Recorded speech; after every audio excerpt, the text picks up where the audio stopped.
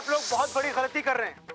मेरा विश्वास कीजिए, आप लोग, मानव बिल्डर के हाथों बिक चुका है। वो आप लोगों के लिए कुछ नहीं कर सकता। एक सेकेंड,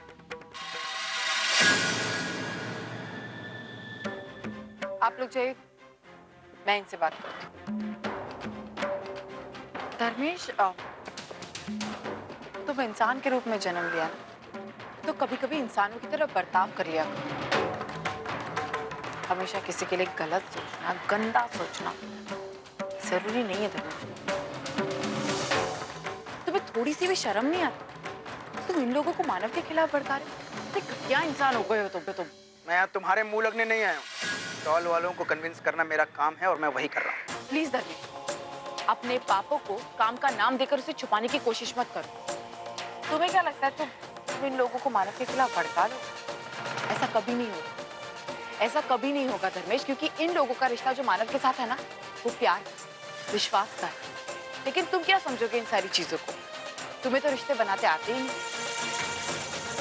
तुम्हें तो सिर्फ लोगों का नुकसान करना आता है।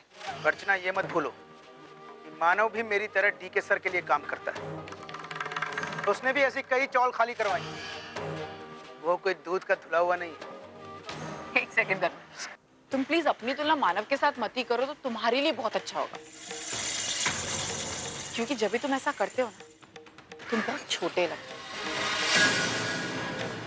मैं मानती हूँ कि मानव डीके सर के साथ काम करते हैं, उन्होंने ऐसी कई चौले खाली कराई, लेकिन ये बात भी उतनी ही सच है कि उन्होंने कभी किसी का नुकसान नहीं किया। ठीक है, बड़ा नाज है ना तुम्हें अपने पति पर। मैं भी देखता हूं अपनी इस अच्छी सोच को लेकर और डीके सर से अलग होकर कितने दिन सर्वाइव कर पाता है। अर्चना, डीके सर बिजनेस से आगे किसी चीज को कोई अहमियत नहीं देते।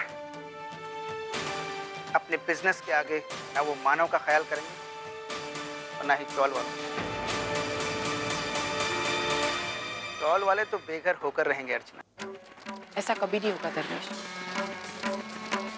एक बात अच्छे से समझ लो धर्मेश, अगर तुम्हें ये लगता है कि तुम मानव की गैरहाजिरी में इस चौल को खाली करा सकते हो या इन लोगों को भड़का सकते हो मानव के खिलाफ, तो ऐसा कभी नहीं होगा। मैं तुम्हें अपने घटिया इरादों में कभी कामयाब होने ही नहीं दूंगी।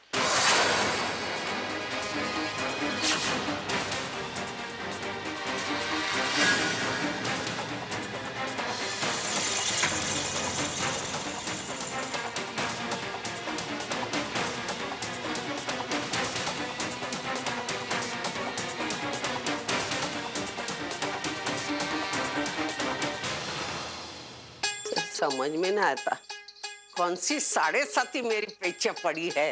लोग तो लोग, ये नसीब भी मेरा साथ नहीं देता। सच्चे सच्चे बेटा सच्चे, इधर है इधर है इधर है। आजी मुझे जाने दो ना, मुझे पटाखे फोड़ने हैं। अरे तेरे पटाखे बाद में फूटेंगे, मेरी बात सुन। तू अगर मेरी बात नहीं सुनेगा तो मैं तुझे तेरे आई से मिलवाने नहीं लेके जाऊंगी। मुझे उनसे नहीं मिलना है। क्यों? क्योंकि मुझे सब पता चल गया है, और अगर आपने मुझ पर जबरदस्ती की तो मैं अर्चना आई को सब बता दूंगा कि आप उनके बारे में क्या क्या सोचती है, और आपने श्रावणी आई के बारे में मुझसे क्या क्या झूठ बोले थे। क्या झूठ बोला बेटा? सच्चाई तो ये है कि श्रावणी तेरी आई है और तू श्रावणी का बेटा है। ये दिवाली की रात वो यहाँ आई थी। क्यों आई थी मालूम है? तुझे हमेशा हमेशा के लिए यहाँ से लेके जाने के लिए। लेकिन तेरी अर्चना आई ने उसे धक्के मारकर भगा दिया। वैसे ही कुछ साल पहले श्रावणी के साथ ऐसा ही किया इन्होंने। अर्चना ने तेरे आई को भगा दिया और तुझे ले लिया, और तुम माँ बेटे को अलग कर दिया। आप झूठ बोल रही हैं। सुलोचना आजी ने मुझे सब सच सच बता दिया। क्या बता दिया है? यही कि अर्चना आई ही अब मेरी आई है, और आप मुझे उनसे अलग करना चाह रही हो क्योंकि आप मेरी आई से नफरत करती हो। नहीं बेटा, नफरत नहीं करती मैं। क्या है, तेरी आई तुझसे प्यार नहीं करती ना, इसलिए मैं उससे बुरा बर्ताव करती हूँ। मेरी आई मुझसे बहुत प्यार करती है, मैं आप पे बिल्कुल भी भरोसा नहीं करूंगा। और अगर आपने मेरी आई के बारे में कुछ भी भला बुरा कहा तो मैं उनको जाकर सब बता दूंगा। नहीं नहीं नहीं बेटा, अच्छे बच्चे ऐसा नहीं करते। तू पहले ही श्रावणी को खो चुका है, हैं? अभी अर्चना को भी खो देगा। अगर उसको ये बात पता चलेगी तो उसके दिल को कितना गहरा सदमा पहुंचेगा और उसकी जान भी चली जाएगी। तू तेरी आई को जिंदा देखना चाहता है ना, तो किसको जाके कुछ भी नहीं बताएगा मेरा बच्चा। ध्यान।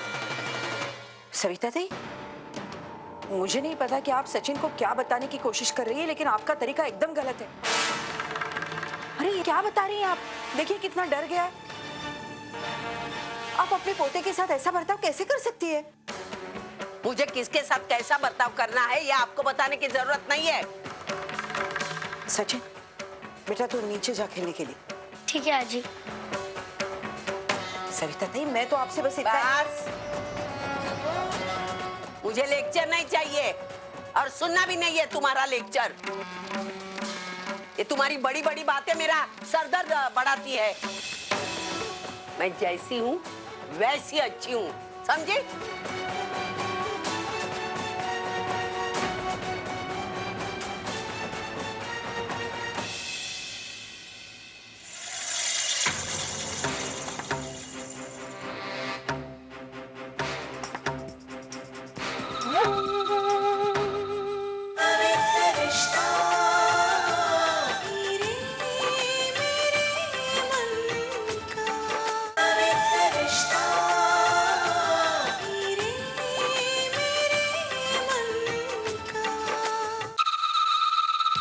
पता नहीं है सुलोचना ताई अपने आप को क्या समझती है।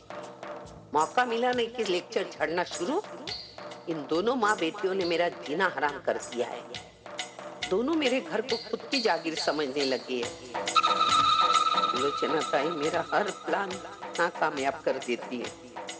जब मैं सोहम को अर्चना से दूर रखना चाहा, उन्होंने ही अर्चना को वर्षा के खिलाफ भड़काया और ऐन मौके पर अर्चना ने सोहम को गोद देने का इरादा बदल दिया।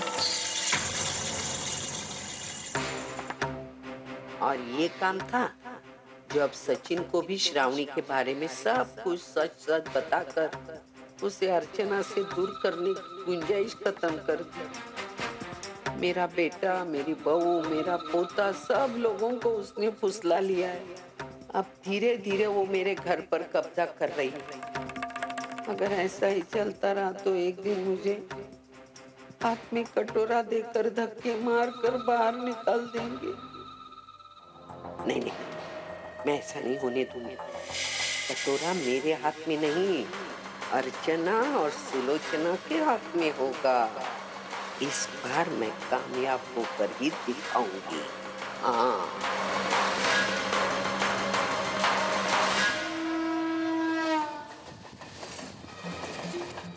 विनोद, आ गए तुम? अरे मुझे ये बताओ कि तुमने अपनी आई से बात की कि नहीं?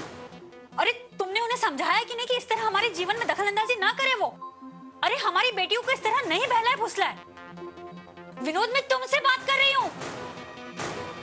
कहीं तुम अपनी जबान अपनी आई को तो नहीं गिफ्ट करके आ गए या उन्होंने तुम्हारी बोलती बंद कर दी है? मंजू प्लीज, अपनी जबान और अपना दिमाग दोनों बंद रखो।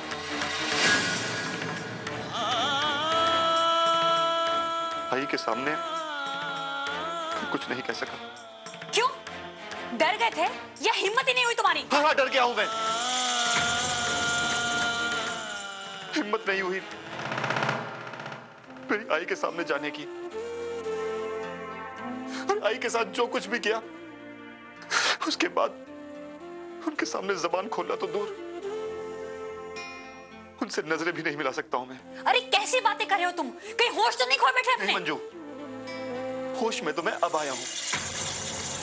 तुम्हारी बातों में आकर, तुम्हारे दबाव में आकर मैंने अपनी जिंदगी की सबसे बड़ी गलती की है। लेकिन मंजू, इसमें तुम्हारा क्या दोष? गलती तो मेरी है कि मैंने अपने दिमाग का इस्तेमाल नहीं किया। गलती मेरी है कि मैं गलत रास्ते पर चल निकला।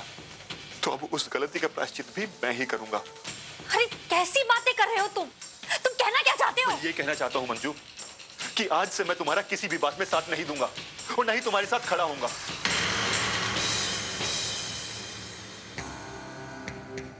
अब समझ में आया मंजू, आई से ये घर लेने के बाद भी ये घर हमारा क्यों नहीं हुआ? क्योंकि हम अधिकारी ही नहीं है इस घर के। हे पप्पा, क्या करूं मैं? अरे हाथ जोड़ती हूँ, ये भाषणबाजी बंद करो और अब ये सोचो कि कल को ये घर हमारे हाथ से निकल जाएगा ना, तो हम कहाँ जाएंगे, किसके दरवाजे पर जाकर अपना सर फोड़ेंगे? वो तुम सोचो। मैंने गलती की है तो उसकी सजा भी मैं ही भुगतूंगा, लेकिन आज से मैं तुम्हारी कोई बात नहीं मानूंगा। अरे पागल तो नहीं हो गए? मैं तुमसे बात कर रही हूँ, मेरी बात का जवाब विनोद इस तरह। विनोद मेरी बात का जवाब दो। विनोद! हे पप्पा, अरे क्या करूं मैं इस आदमी का? हर बार की तरह इस बार भी वो मुझे पीठ दिखाकर चला गया। बोला ना मला, मैं काहे करूं? इसके पहले कि ये घर हमारे हाथ से निकल जाए, मुझे कुछ करना होगा।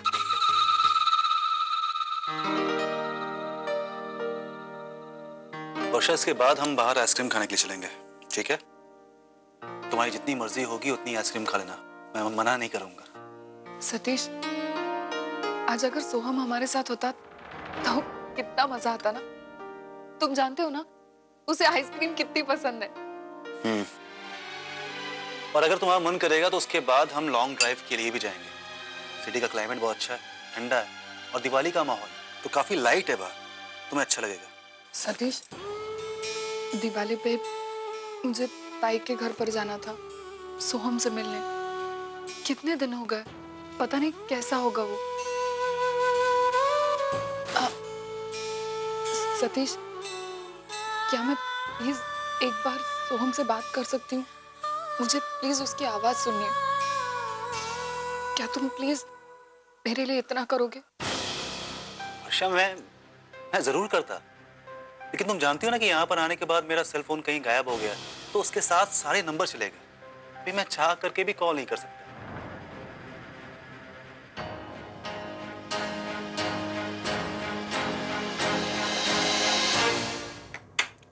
चलो अब हम बाहर चलते हैं, ठीक है? सतीश प्लीज, मुझे कहीं नहीं जाना, मेरा मन नहीं कर रहा। ठीक है, मूड नहीं है तो मत जाओ, मैं जाता हूँ बाहर, तुम्हारे लिए आइसक्रीम ले आता हूँ। ठीक है।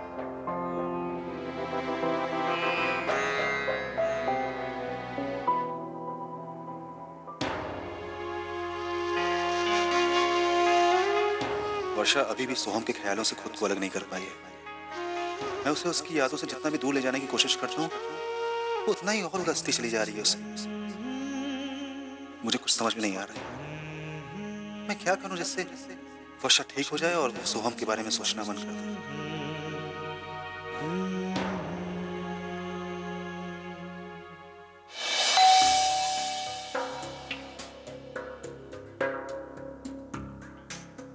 इतनी रात गए कौन आया होगा?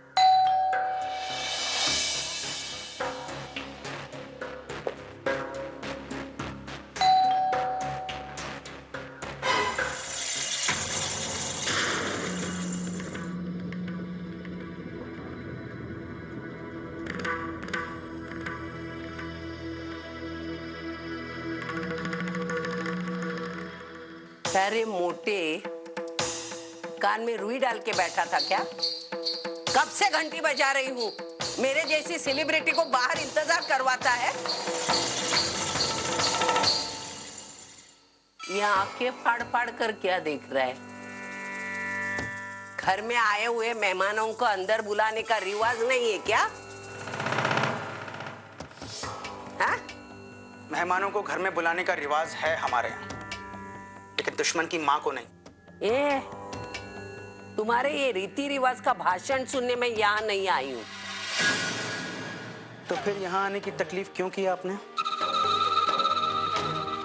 शायद आप अपने बेटे के लिए मुझसे रहम की भीख मांगने आई, या फिर मुझसे ये विनती करने आई कि मैं करंजकर घर की नीलामी में हिस्सा ना लूं। अगर ऐसा है तो आप अपना वक्त जाया कर रही हैं।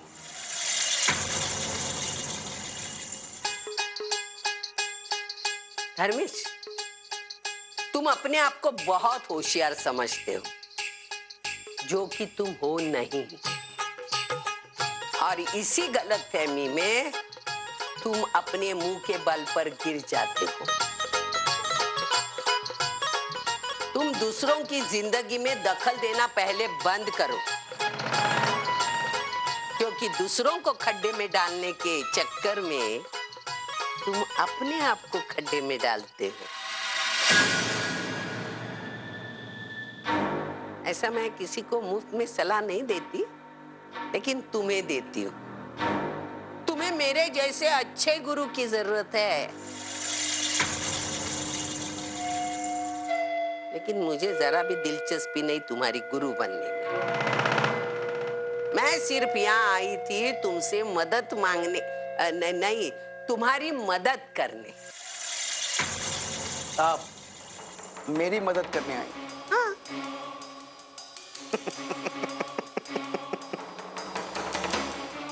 कमाल है, चूहा सांप से दोस्ती करने की बात कब से सोचने लगा?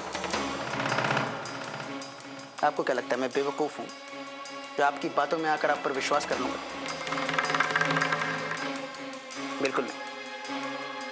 हाँ, प्लीज यहां से जाइए और मेरा वक्त बर्बाद मत कीजिए। वैसे तो मेरे पास भी वक्त नहीं है बर्बाद करने के लिए। मैं यहाँ रुकी हूँ सिर्फ तुम्हारे फायदे के लिए। मेरा फायदा? हाँ, समझ में आया है कि तू करंजकर घर खरीदने वाला है, वो भी मेरे बेटे के सामने। और तू मेरे बेटे के आने का इंतजार कर रहा है। यही तो सबसे बड़ी तेरी बेवकूफी है।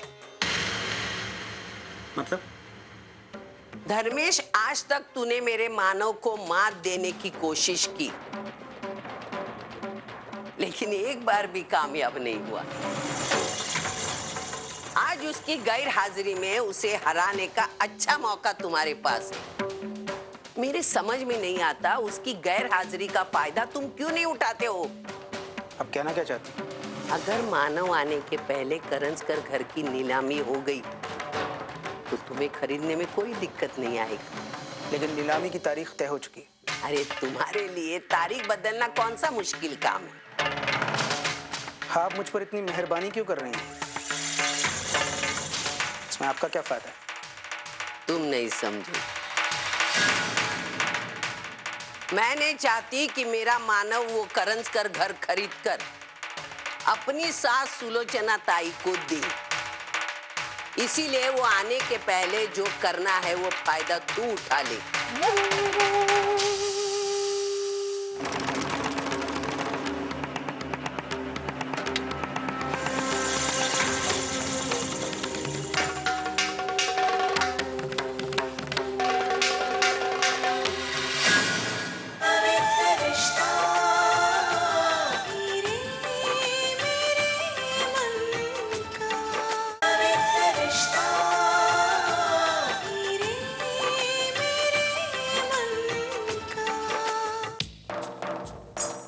तुम्हारे घर में रिवाज नहीं है क्या आए हुए आदमी को पानी पिलाओ, खाना खिलाओ?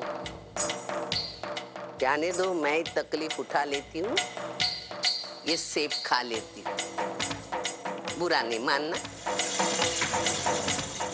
वाह, मस्त है।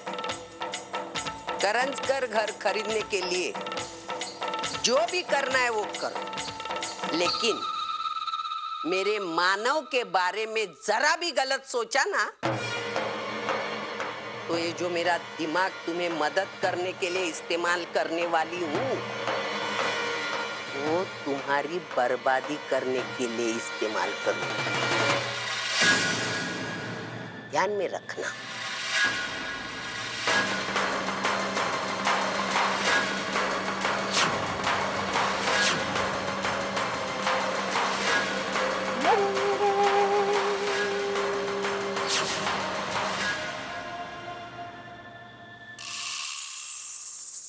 दरवेश को मैंने उसके काम की खबर दे तो दी, पर क्या वो उसका ठीक से इस्तेमाल कर पाएगा? क्यों मैंने सोचा क्या उस पे खरा उतर पाएगा या नहीं? डर लगता है, मेरे सारे वार खा ले जा रहे हैं। अब आखिरी तुरुप का पत्ता फेंका है मैंने। अगर ये निशाना भी चूका तो कहीं की भी नहीं रहूंगी मैं। मेरी दुश्मन सुलोचना को वो घर मिले तो बर्दाश्त नहीं होगा मुझसे।